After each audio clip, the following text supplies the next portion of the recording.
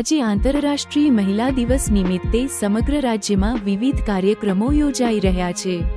ત્યારે વડોદરા શહેરના ward number 13 વિસ્તારમાં કાચિયા પટેલની વાડી ખાતે મહિલા દિવસની ઉજવણી કરવામાં આવી હતી। આ કાર્યક્રમમાં કોર્પોરેટર જ્યોતિબેન પટેલ તેમજ પૂર્વ કાઉન્સિલર નીતિનભાઈ પટેલ દ્વારા મહિલા દિવસ સાથે સાથે ધારાસભ્ય ચૈતન્યભાઈ દેસાઈના જન્મદિવસની પણ ઉજવણી કરવામાં આવી હતી। આ પ્રસંગેની સહાય લાઇન ચેરિટેબલ ટ્રસ્ટ ખાસ ઉપસ્થિત રહ્યું હતું। ટ્રસ્ટના દ્રષ્ટિબાધિત તેમજ દિવ્યાંગ ભાઈઓ બહેનો પણ કાર્યક્રમમાં જોડાયા હતા। કાર્યક્રમ દરમિયાન મોટી સંખ્યામાં મહિલાઓ હાજર રહી હતી અને મહિલાઓને સાડીનું વિતરણ કરવામાં આવ્યું હતું।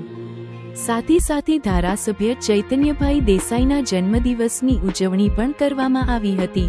વિશેષરૂપે અંધજનોએ ગીતો ગાઈ જન્મદિવસની શુભકામનાઓ પાઠવી અને કાર્યક્રમમાં આનંદમય વાતાવરણ સર્જાયું હતું। જ્યારે આ કાર્યક્રમમાં રાવપુરા વિધાનસભાના મુખ્ય દંડક બાળકૃષ્ણ શુક્લ ઉપસ્થિત રહ્યા હતા।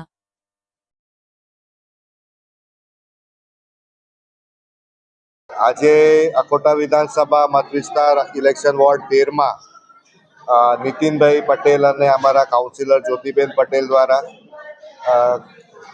હંમેશા વર્ષોથી પ્રજ્ઞાચક્ષુઓ માટે અને ડિસેબલ્ડ માટે દિવ્યાંગો માટે કાર્યક્રમ નાના મોટા કરતા હોય છે। ત્યારે આજે આંતરરાષ્ટ્રીય મહિલા દિવસ છે એ નિમિત્તે પ્રજ્ઞાચક્ષુ બહેનો માટે સાડીનું વિતરણ કરવામાં આવ્યું છે। સાથે દિવ્યાંગ બહેનો માટે પણ સાડીનું વિતરણ કરવામાં આવ્યું છે। આજે આંતરરાષ્ટ્રીય મહિલા દિવસે એવોને બધાને હું ખૂબ અભિનંદન પાઠવું છું કે આ કાર્યક્રમમાં અમારી સાથે સામેલ થયા અને અમને એમને સેવા કરવાનો મોકો આપ્યો। સાથે અકોટા વિધાનસભામાં મત વિસ્તાર વોર્ડ નંબર 11માં લાઇબ્રેરીનું અમે ખાતમુહૂર્ત કર્યું, જેમાં ખૂબ લાંબા સમયથી લોકોની માંગ હતી કે દિવાળીપુરા વિસ્તારમાં એક લાઇબ્રેરી થાય, જેની અંદર આપણે જે કોલેજમાં ભણતા છોકરાઓ છે એના માટે એક્સ્ટ્રા કરિક્યુલર એક્ટિવિટી તરીકે કાં તો પછી એક્સ્ટ્રા રીડિંગ તરીકે આપ ગણીએ તો ત્યાં લાઇબ્રેરીની વ્યવસ્થા કરવામાં આવી છે। આ યુગ પ્રમાણે ચાલતું ડિજિટલાઇઝ્ડ જે લાઇબ્રેરી સિસ્ટમ છે એની પણ ત્યાં વ્યવસ્થા થશે। સાથે બાળકો માટે ચિલ્ડ્રન લાઇબ્રેરી કે જ્યાં આગળ ઘણા બધા છોકરાઓના નાના બાળકોને લખતા વળગતા ચોપડા ત્યાં મૂકી અને રાખી અને એ લોકોને પણ વાંચનનો લાભ મળે એની વ્યવસ્થા કરવામાં આવશે। સાથે જે કોલેજમાં ભણતા છોકરાઓ છે એ લોકોના જે પર્ટિક્યુલર સબ્જેક્ટિવ જે ચોપડા વધારે જરૂર હોય એવા પ્રકારના ચોપડા પણ મૂકીને ત્યાં વધુ લોકો બેસી શકે। હમણાં હાલ 219 જણા બેસી શકે એવી વ્યવસ્થા છે, પરંતુ એને વધારીને 300 સુધી લઈ જવાય એવી એક પ્રયત્ન અમારો ચાલી રહ્યો છે।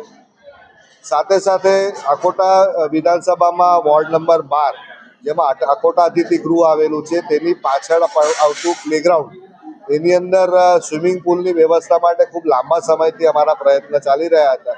જે પ્રયત્ન હવે સફળ થયા છે અને એક indoor professional swimming pool international સાઇઝનો અને પ્રોફેશનલ એટલે બંને તરફ ડેપ્થ એક જ આવે એ પ્રકારના સ્વિમિંગ પુલનું આયોજન કરવામાં આવ્યું, તેનું પણ આજે ખાતમુહૂર્ત રાખવામાં આવ્યું હતું। અને આવતા સમયમાં સ્પોર્ટ્સની ઘણી બધી એક્ટિવિટીઝ માટે વડોદરા શહેરમાં ઉત્તર, દક્ષિણ, પૂર્વ અને પશ્ચિમના સ્ટેડિયમ્સ અને પ્રોપર ઇન્ફ્રાસ્ટ્રક્ચર બનવા જઈ રહ્યા છે। આભાર।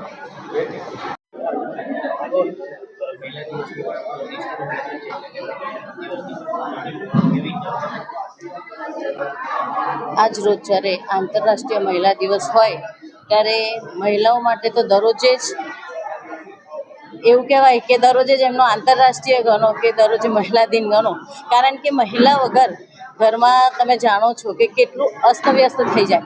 જ્યારે એક મહિલા ઘરમાં બીમાર પડે છે ત્યારે આપણને ખબર છે કે ઘરનું દરેક કામકાજમાં કેટલી અગવડતા ઊભી થાય છે। એટલે મહિલાઓનો તો દરરોજ જ એમનો દિન જ હોય છે, કારણ કે એમનાથી જ સવાર થાય છે, એમનાથી જ જ્યારે સૂરજ ઉગે ત્યારથી જ્યારે સૂરજ ઢળે છે ત્યાં સુધીનું એમનું કામ સતત મહિલાનું હોય છે। એક મહિલા અત્યારે ઘરથી ઉમરો ઉતરીને જ્યારે બહાર જાય છે ત્યારે પણ એટલું જ એની વ્યવસ્થા રૂપે કામ કરતા હોય છે અને ખૂબ જ સફળ દરેક જગ્યાએ આપણી મહિલા થઈ છે। તો આજ રોજ તમારા દ્વારા હું દરેક મહિલાઓને ખૂબ જ ધન્યવાદ અભિનંદન આપવા માગું છું કે આપણામાં એ ભગવાને શક્તિ આપી છે, આપણામાં એ તાકાત આપી છે, આપણામાં એ સંવેદનશીલતા આપી છે, આપણામાં ત્યાગની ભાવના આપી છે અને સહન શક્તિ પણ આપી છે. તો ભગવાને આપણને ઘણું જ આપ્યું છે જે પુરુષ તત્વમાં નથી અને આપણામાં આપ્યું છે. એટલે ભગવાને આપણને જે આપ્યું છે એ બદલ ભગવાનનો પણ ઉપકાર. અને અત્યારે હું મહિલાઓને કહીશ કે આપણામાં ખૂબ જ શક્તિ છે, ખાલી આપણે બહાર લાવવાની જરૂર છે. ધન્યવાદ. આપ સૌનો ખૂબ ખૂબ આભાર. વડોદરા ન્યૂઝ ગુજરાતી આપણા શહેરના તાજા અને સચોટ સમાચાર માટે ફેસબુક, ઇન્સ્ટાગ્રામ, યુટ્યુબ અને વોટ્સએપ પર હમણાં જ જોડાઓ. ફોલો કરો વડોદરા ન્યૂઝ ગુજરાતી.